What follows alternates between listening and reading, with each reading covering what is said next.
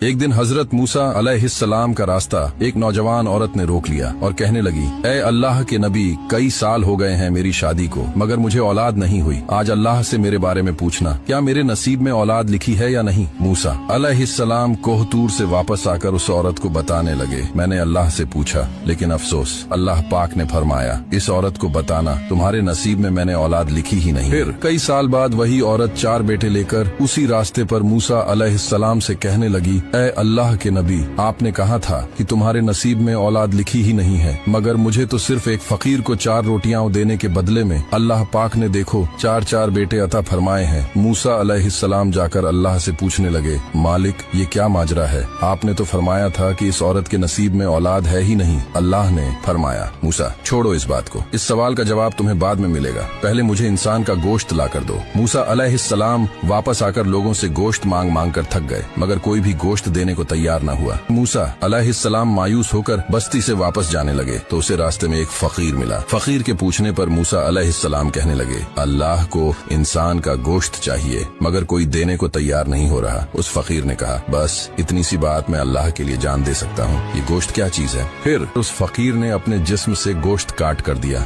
मूसा अलैहिस्सलाम वो गोश्त लेकर कोहतूर पर चढ़े और अल्लाह से हम कलाम हुए तो अल्लाह पाक ने फरमाया, मूसा ये वही फकीर है जिसने इस औरत को दुआ दी थी और मैंने फिर किसी और के नसीब की औलाद उसे अता फरमा दी, वरना गोश्त तो तुम्हारे पास भी है, लेकिन इसी फकीर ने ही अपने जिस्म से काट कर दिया। मूसा जो हमारी राह में खुद को कुर्बान करने के लिए तैयार रहते हैं, फिर हम भी उनकी कोई बात नहीं टालते।